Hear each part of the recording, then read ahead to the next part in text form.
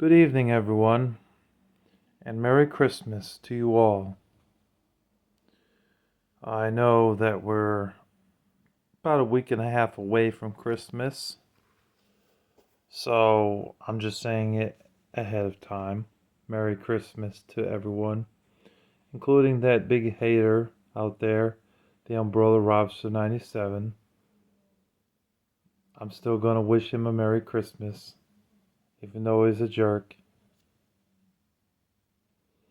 Anyways, the reason we're here is because I wanted to talk about the top 10 favorite Christmas movies of all time. And why is it a top 10 and not a top 15? Because personally, I don't think that there is 15 Christmas movies that are worthwhile. A lot of the Christmas movies that I've seen throughout my years, I just wouldn't go back to, or I think that they suck. Um, like the Santa Claus movies of Tim Allen, I don't like those movies too much. So I'm just not going to put them on my list. With that aside, there is at least 10 Christmas movies that I will honor and say are very good. So without further ado, let's go ahead and get into it. So the number one Christmas movie of all time, without a shadow of a doubt, is It's a Wonderful Life. I saw this movie last year. When I was a kid, I saw bits and pieces of it, but I kept falling asleep because when I was a kid, I didn't have insomnia like I do now, so I was able to fall asleep easily. Not so much anymore. I can't fall asleep that easily. So, It's a Wonderful Life I've seen as an adult all the way through, and I will say I really enjoyed it. The story is basically about a guy who um, gets too caught up in the way of his family, during the Christmas season and everything. And also, he ends up meeting his guardian angel, Clarence, who follows him around. But eventually, he starts to wish for things that he doesn't want, or that he does want, rather. But, you know, the one thing that he wishes was that he was never born. And when that happens, it really shows that it wasn't such a good decision. So that there was consequences to his wishing, to his actions. He eventually comes to terms with reality that he really wanted a better life, and he realizes the significance of having a better life. It's an old movie from 1946, but it is a really good movie. Now, number two, you probably think would be A Christmas Story. And if I was younger, I would have said yes, Christmas Story. But at number two, I just don't see it at number two, honestly. And I know a lot of people are going to hate me for saying that, but I don't see it at number two. Especially its god awful sequel, which totally flat out sucks. The first one was way better than the second one. So, what is number two? Number two is Home Alone. I mean, Home Alone is just a go to Christmas movie, in my personal opinion, where I can go watch that movie every year, whether it's on TV or whether I got the DVD or I just watch it on YouTube for free. It is a good movie with Macaulay Culkin. And I like the sequel as well, but we're going to get into that later. But, it's like, keep the change, you filthy animal. Kevin! When his mom realizes that they forgot Kevin and they went to Chicago and he's still there. Oh no, they went to gosh, I'm forgetting the second one. They were going to Chicago or they were going to Paris, something like that. The first one they were going to a different state.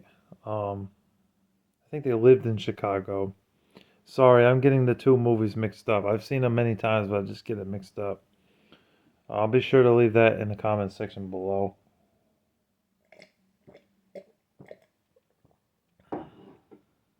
So, yeah, the story is that one boy, a 9-year-old boy, is left behind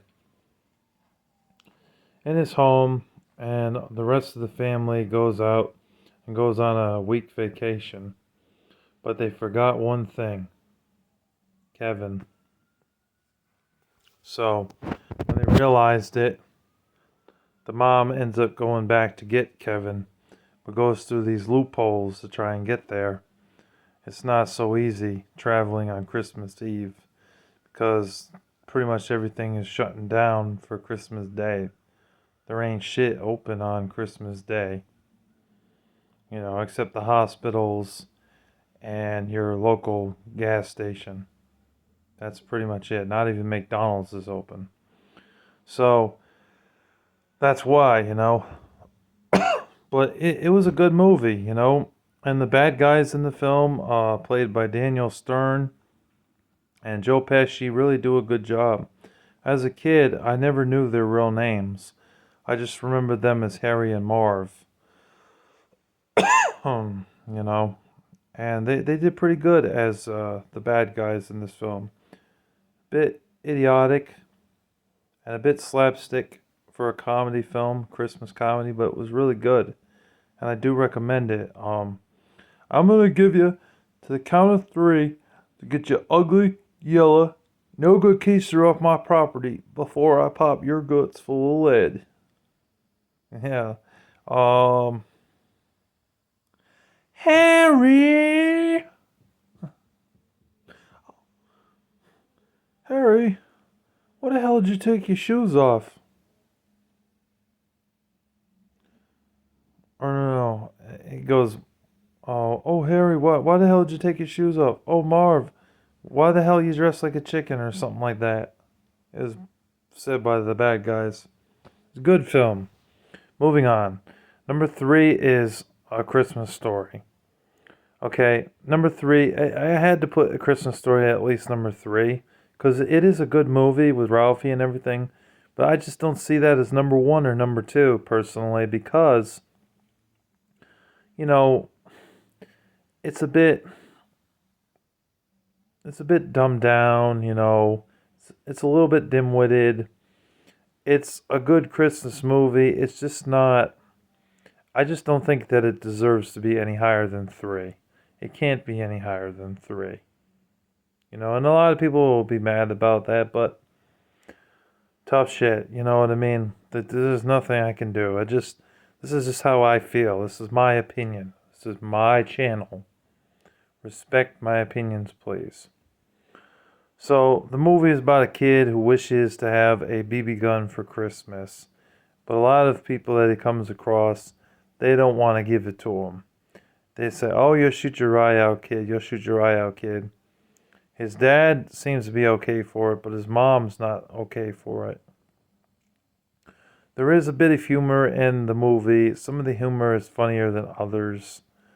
He's got his brother's kind of a dorky kid, but he's nice enough to help him out.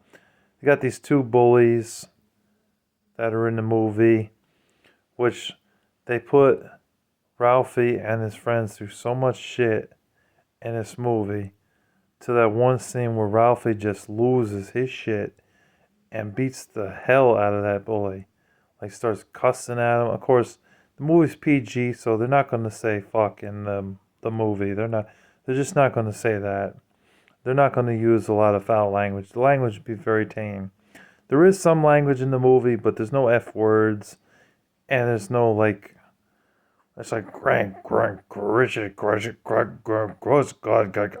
just a bunch of gibberish because the movie's PG, so that's why. They're not going to have strong foul language in a PG movie. So yeah, he beats the hell out of those bullies. And they got their just desserts in the end, and they stopped messing with them from that point on in the movie. Part where he meets Santa Claus and he just, I don't know, he lost his train of thought, and Santa Claus is like, oh yeah, how about a nice football for Christmas? And he just sort of nods, okay, my elf helper, get him out of here. And he starts going down and starts climbing back up, and Santa Claus and the elves are looking at him like they're just dumbfounded, like, he's climbing back up? What for? And he says, I want a BB gun for Christmas. Of course, it's like, he doesn't say it like that. He says it in a very fast paced kind of way. I don't know how to say it the way he said it, but in short, he wanted a BB gun for Christmas. And then Santa Claus says, shoot your eye out, kid. Merry Christmas. Then he puts his foot on his face and pushes him all the way down. It's an enjoyable film. It is fun, and there is some funny moments in the movie. Overall, it's not the most funny movie in the world, and it does have a few flaws with the movie, but overall, it's still pretty enjoyable for number 3. Number 4 is Die Hard. Die Hard goes up there, and honestly, for the life of me, I don't understand how Die Hard is a Christmas movie, but it somehow makes its way up there. There's a few Christmas moments in the film, so screw it. It'll be up here. But it is a good action movie. It's a good Christmas movie. I think it's the first Bruce Willis movie that Bruce Willis did from 1988. He plays John McClane in the movie, and he's basically trying to go after the bad guys, including the leader named Hans Gruber. It's just a really good Christmas movie. Number 5 is Batman. Yeah, you didn't think I would put Batman up here? I do consider Batman a Christmas movie. With Michael Keaton, Batman's a good one. Lots of action and everything. You ever danced with the pale? You ever danced with the devil in the pale of moonlight? Or something like that? Goes something like that. It's a good movie with him fighting the Joker and everything and whooping the Joker's ass. And the movie and everything is good. I really liked it. Few scenes where the Joker's like, he does melt the guy's face off in one particular scene. This is a PG-13 film, so it's because of the violence in the movie and a little bit of language in the movie. So just keep that in mind, parents. It is a PG-13 movie. I'm not putting any R-rated Christmas movies up here if y'all are wondering. But yeah, it's a good movie. I recommend it. Definitely check it out. Michael Keaton does very well as Batman. And there were people back then in 89 or 88 who didn't think he would do a good job at it, but he did a really good job as Batman. Number 6 is Batman Returns. I do consider this also, a Christmas movie because of the setting in the film and the snow and the opening scenes. It really is good. The guy that plays Alfred does a really good job as Alfred. The villains, Danny DeVito and Michelle Pfeiffer, they do play a believable Penguin and Catwoman in the movie. Some of the fight scenes are really good, and the stunts are really good. And Michael Keaton is on a return from the past, from the first movie, and he still does a pretty good job in that movie too. I like the action in it and everything. So number 6 is Batman Returns. Number 7 is Home Alone 2. And you're probably saying, why isn't Home Alone 2 up higher on your list? It can't be, because after watching Home Alone 2 every single year and watching it almost every year of my life, I think first time I saw it I was like 7, and just continued to watch it all the way up to my adult years. When I was a kid, I thought it was a really good sequel. It was really good. I liked everything about it. Didn't see no flaws. But as an adult, the bird lady that he meets in the movie, she didn't really do anything for him, honestly. She treats him like garbage in the movie. And yet at the end, he still rewards her with the 2 turtle doves. And personally, I don't feel that she should have gotten the turtle doves, because everything that he did He had the Christmas spirit in him as a young kid, in New York City, lost in New York City. And, just some of the things that he said to her, wish her the best and lift her spirits up. Um, she just kind of shrugged him to the side, didn't really care that much, or had like these responses that were like lame, just not really a caring kind of person, you know, something to do with a relationship and whatnot, and that's why she don't want to live anywhere. She's homeless and everything. It's pathetic. The excuse behind it was flawed and pathetic. Some of the slapstick violence in the movie, because this movie's PG, obviously, because of the slapstick violence in it. But some of it works, and some of it is a little far fetched in the movie, you know. So that's why I just don't think it's at number in the top five. But it is a good sequel. None of the other sequels had Macaulay Culkin in it, so they were a freaking disgrace. They sucked. They were not good. Home Alone 3 was a piece of garbage, in my opinion. I don't understand why so many people defend Home Alone 3. Home Alone 3 sucks. Okay, Home Alone 4 sucked even more. And Home Alone 5 and Home Alone 6 or Sweet Home Alone or whatever the hell it's called. I didn't watch it, but I wouldn't care for it. I've heard the reviews on it are garbage. So, don't care for it. But yes, Home Alone 2 is a good movie. I like the scenery from Home Alone 2 with the New York setting and everything. And I do like the humor in it. You know, just the chemistry with the bird lady just doesn't work the same as it did with the first guy with the beard. That chemistry and everything with that guy that ends up working out in the end with Kevin and that guy when they talk in the church worked so much better than in the second movie. Just so much better. And then, well, Harry and Marv, the two characters in the second movie, did a very good job as well. They carried the movie in the second movie too. Those two and Kevin, Macaulay Culkin. But some of the other characters in the second movie, they just needed to get the hell off the screen. Honestly, they just weren't really that interesting or that good. Anyways, moving on, because I don't want to be talking about this for like another 10 minutes on that one movie. Number 8, Lethal Weapon. Lethal Weapon's a good movie. Yes, it is a Christmas movie. Don't say that it isn't, because it is. Where two cops work together to take down a bunch of druggies, catch bad guys and stuff, and they do really well at it. Mel Gibson and Danny Glover. I really like the movie. It's a good action movie. Alright, moving on. We got two more. Number 9 is National Lampoon's Christmas Vacation. He said one of the longest running sentences in history in a movie at the end, and you're just like shaking your head like, what? How did he say that? How did he do that without stopping? It was amazing. The comedy in the movie is funny. It's done very well. It is definitely funny and believable, and definitely a watch every single year. But parents be warned, the movie's PG-13 because there is some sex references in the movie. Excuse me, and some language. But it is a good movie, and I do recommend it. And number 10 is The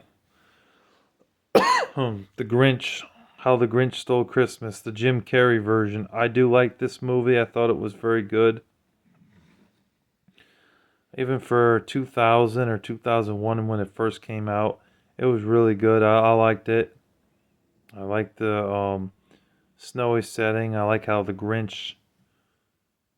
Jim Carrey played a very believable Grinch in the movie. I like how they gave it a backstory in the movie and everything. It was a good movie. Honorable mentions for this list. There is a few. Charlie Brown Christmas, Frosty the Snowman, Rudolph the Red-Nosed Reindeer, even though these were only like 30 minutes, I think, or I think Rudolph was an hour. Uh, they're animated films, They're not bad. They're enjoyable, but as an adult, I don't know if they hold up, in my opinion. As a kid, I loved them, but as an adult, not so much. Arthur Christmas, I do like Arthur Christmas. I saw that when it first came out in 2010. I saw that in the theater. I enjoyed that. I thought that was a good one. And then also A Christmas Carol, and I like the George C. Scott version the best. I liked it more than Arnold's version. I liked it more than Jim Carrey's version. And I know there's been a Charles Dickens version of that movie. There's one with Michael Caine. There's been so many times they've made Christmas Carol into a movie, and the only one that I think is the most believable and the best. I mean, the only one that comes close is the Muppets Christmas Carol. That one was pretty good too. But A Christmas Carol with George C. Scott, that movie's untouchable compared to the other versions of that film. Just, it's the best version ever. Rest in peace to George Scott. You will never be forgotten. So, anyways, those are the movies that I recommend checking out on Christmas Day. The top 10 plus a few honorable mentions. Merry Christmas to all, everyone, and have a wonderful night. And also, God bless you all. Take care.